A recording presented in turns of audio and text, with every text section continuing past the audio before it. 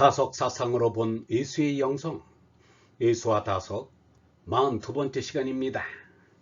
오늘은 사도신경의 저의, 사도신경의 저의라는 제목으로 말씀드리겠습니다. 기독교가 예수를 회프게 하려고 하고 또 회프게 가르치고 있는 것은 어제 오늘의 일이 아닙니다. 4세기에 사도신경을 만들고부터입니다. 예수의 가르침에 가라지 노릇을 한 것은 자칭 사도와 거짓 사도라 아니할 수 없습니다. 사도신경을 공식적으로 외우게 되고부터는 예수 알기가 식은 죽 먹기보다 쉬워진 것입니다. 더구나 사도신경을 외우지 않으면 이단으로 몰아 박해하였습니다. 사도신경을 만든 저희가 훤히 드러납니다. 이는 먼저 예수를 이단으로 박해하는 것이나 마찬가지입니다. 아놀드 토인비는 믿을 만한 것을 내걸고 믿으라고 해야 하지 않느냐고 하였고, 헨리 데이비드 소로는 교회는 무신론자와 회의론자들이 모인 곳이라 하였습니다. 슈바이처는 기독교에 예수의 진리정신이 없다고 말하였습니다.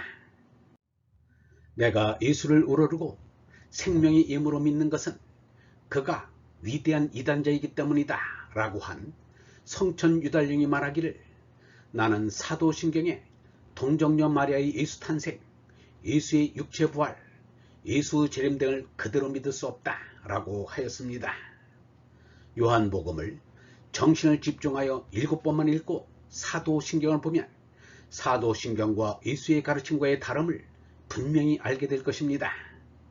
유영모는 나도 교회에 다닐 때에는 사도신경을 외웠지만 사도신경을 외울 것 없다고 말하였습니다. 예수가 인간을 위하여 십자가에 못 박혀 피 흘린 것을 믿으면 영생한다고 믿는 것은 나와 상관없다 라고 하면서 하느님을 자꾸 말하면 실없는 소리가 된다. 실없는 말과 짓을 깨뜨려주는 종교가 있으면 그것은 참 종교가 된다 라고 말하였습니다.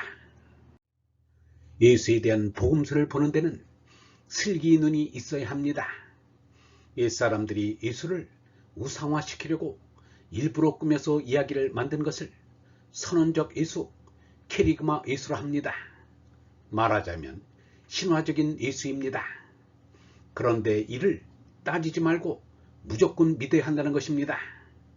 지금에서야 있을 수 없는 얘기지만 옛날에는 그게 통했으나 오늘날의 사람들에게까지 믿기를 강요하는 것은 안 될 말입니다.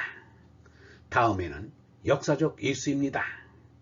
2000년 전 일이라 그것도 무명 청년이 40도 못 되어 처형되었으니 기록이 거의 없습니다.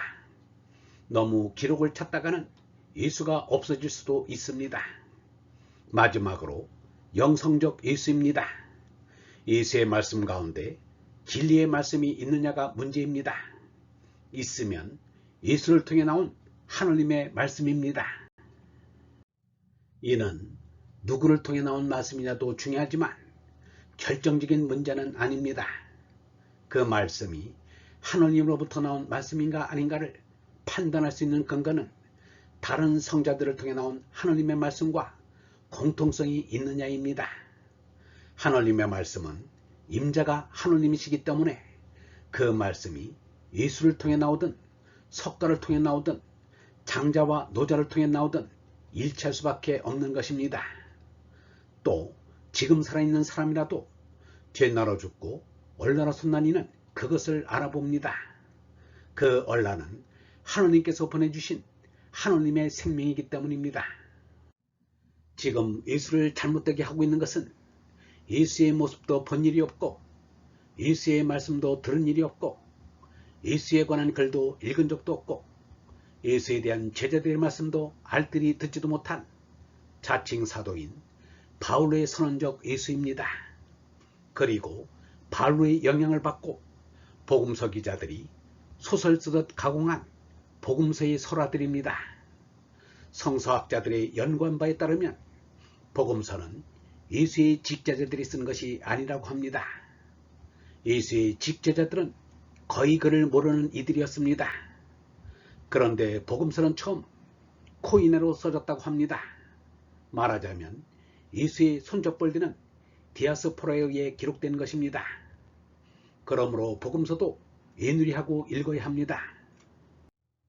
예수가 하나님의 성령으로 마리아에 잉태되었으면 예수의 족보를 나열하는 것은 쓸데없는 짓인 것입니다.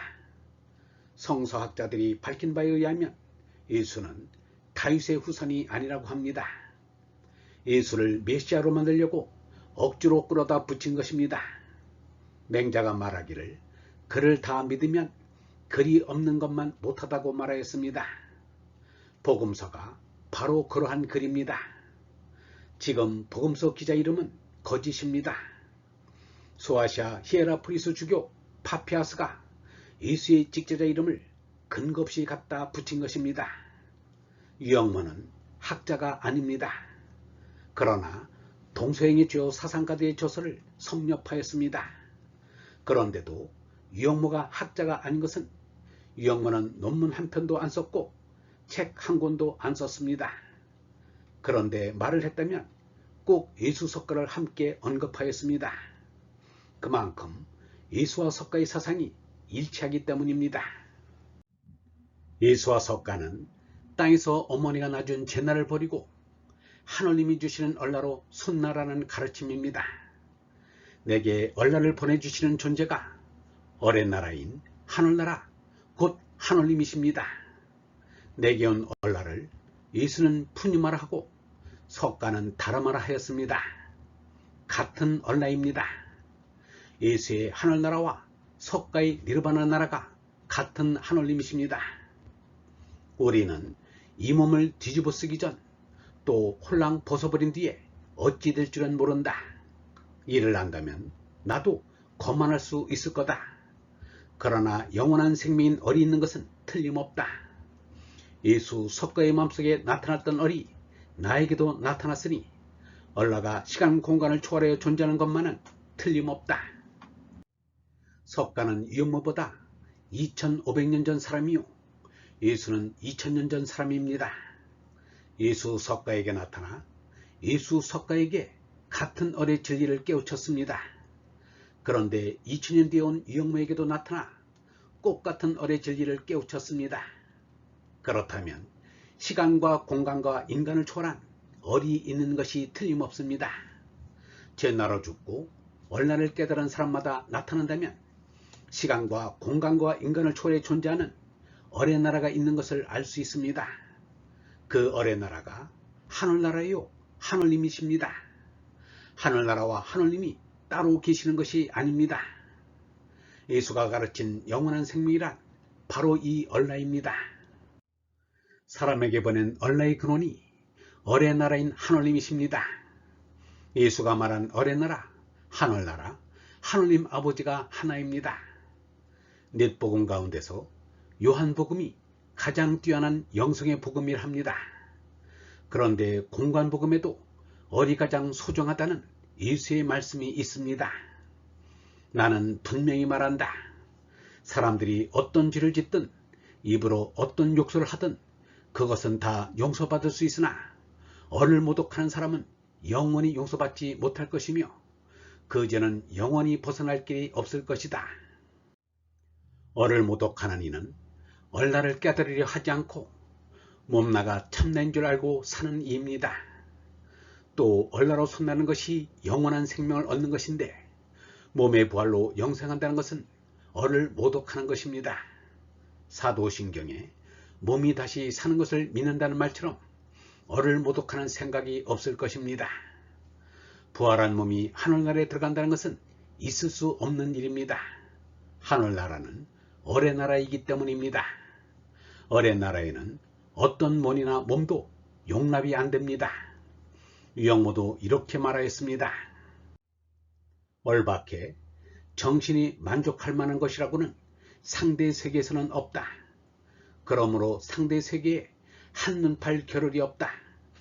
그래 응무소주 이생기십니다. 참 좋은 말이다. 이 상대 세계는 머물러 만부칠 데가 없다는 말이다. 그리하여 이 상대 세계에 머무르지 않는 참나인 얼라의 마음을 내라는 것이다. 이 말 한마디만 잘 알면 제나라 죽고 얼라로 손나 제 나이 생사에서 해탈할 수 있고 구원받을 지경에 갈 수 있다. 얼번 여러분, 4세기에 사도신경을 만든 이유는 사도신경을 외우지 않으면 이단으로 몰아 박해하기 위해서였습니다. 얼라로 손나는 것이 영원한 생명을 얻는 것인데 몸의 부활로 영생한다는 것은 얼을 모독하는 것입니다. 사도신경에 몸이 다시 사는 것을 믿는다는 말처럼 얼을 모독하는 생각이 없을 것입니다. 부활한 몸이 하늘나라에 들어간다는 것은 있을 수 없는 일입니다. 하늘나라는 얼의 나라이기 때문입니다. 오늘은 다석사상으로 본 예수의 영성, 예수와 다석 42번째 시간으로 사도신경이 저희라는 제목으로 말씀드렸습니다. 영성신학원 다석아카데미의 하늘소리였습니다.